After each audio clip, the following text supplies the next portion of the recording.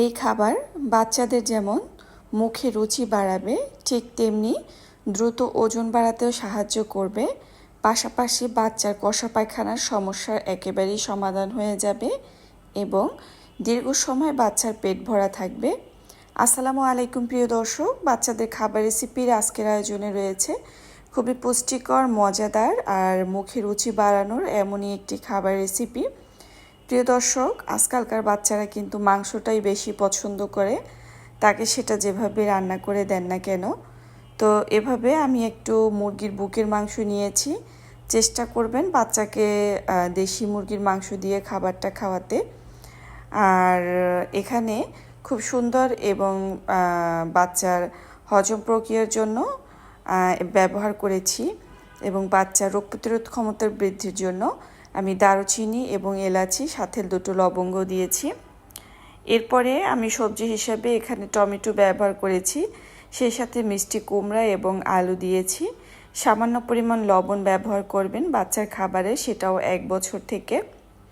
তো সমস্ত উপকরণগুলো দিয়ে আমি কিছু সময় হালকা আঁচে যতক্ষণ খাবারগুলো সিদ্ধ না হয় এভাবে সিদ্ধ করে নিতে হচ্ছে। প্রিয় দর্শক, একে একে সমস্ত উপকরণগুলো আমি তুলে নিচ্ছি। এরপরে আমি এখানে হাতের সাহায্যে সমস্ত উপকরণগুলো খুব ভালোভাবে মিশিয়ে নিব এবং মাংসগুলো ছিঁড়ে নিচ্ছি। মূলত আপনার বাচ্চা যেভাবে খেতে পারবে সেভাবেই দিবেন। আমি তো হাতের সাহায্যে করেছি, আপনারা চাইলে ব্লেন্ডার দিয়ে পিউরিটাও তৈরি করে নিতে পারেন। বাচ্চার দীর্ঘ সময় পেট ভরা থাকবে বা বাচ্চার দ্রুত ওজন বাড়াবে, এই কারণে আমি এখানে ব্যবহার করেছি সাবুদানা। আপনারা চাইলে পোলাওয়ের চাল বা ভাতের চাল দিয়ে এভাবে রান্না করে দিতে পারেন বা ওটস দিয়েও খাওয়াতে পারেন। তো এই তো এখানে আলু হাত দিয়ে চটকে নিয়েছি, তার পাশাপাশি রয়েছে টমেটো এবং মিষ্টি কুমড়ো। সমস্ত উপকরণগুলো দিয়ে দিয়েছি। প্রিয় দর্শক, বাচ্চার খাবার যদি মিষ্টি কুমড়ো দিয়ে তৈরি করেন আর বাচ্চা যদি কষা পায়খানা থেকে থাকে, তাহলে দেখবেন বাচ্চার এই যে কোষ্ঠকাঠিন্যর যে সমস্যা সেটা কিন্তু একেবারেই চলে গিয়েছে। নিয়ম করে 2 বেলা 2 থেকে 3 বেলা খাইয়ে দেখবেন, তাহলে কিন্তু আর ওর ওই সমস্যাটা থাকবে না।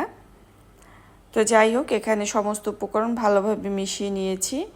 অফ ক্যামেরায় আমি মাংসগুলো খুব ছোট ছোট করে বেছে নিয়েছি।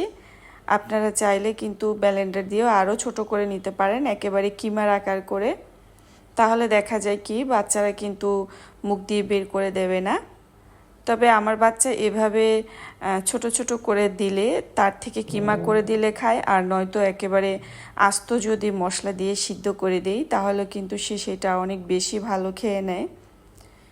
এই তো খাবারটা আরও একটু ঘনত্ব বৃদ্ধির জন্য আমি এখানে দিয়ে দিয়েছি সামান্য পরিমাণ ওটসও কিন্তু বাচ্চার কষা পায়খানার সমস্যার সমাধান করতে সাহায্য করে। প্রিয় দর্শক, এমন একটি খাবার বাচ্চাকে তৈরি করে খাওয়াতে পারেন, দেখবেন বাচ্চার রুচি বেড়ে গিয়েছে এবং পাশাপাশি বাচ্চা খাবারের জন্য বায়না করছে।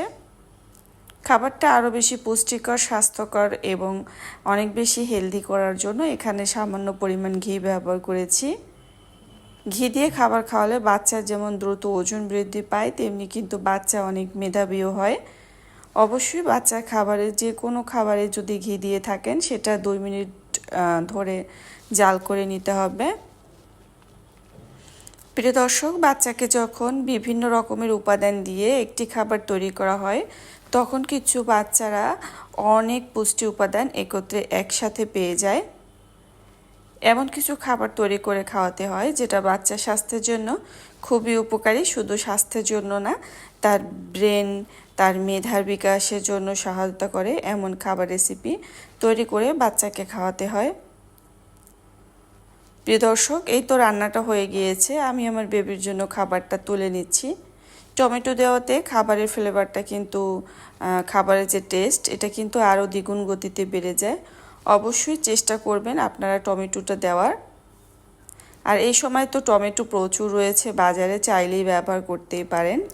প্রিয় দর্শক, বাচ্চাকে মুরগির মাংস এবং সেই সাথে আলু, টমেটো, মিষ্টি কুমড়া, সাবুদানা, ওটস, সাথে সামান্য পরিমাণ ঘি, এই সমস্ত উপকরণগুলো দিয়ে যখন বাচ্চার জন্য একটি খাবার তৈরি করবেন, সেটি হতে পারে বাচ্চার জন্য একটি সুপার ফুড। অবশ্যই বাচ্চাকে নিয়ম করে কিছু খাবার খাওয়ান, যেখান থেকে বাচ্চা অধিক পরিমাণে অনেক বেশি পরিমাণে পুষ্টি পেয়ে যাবে।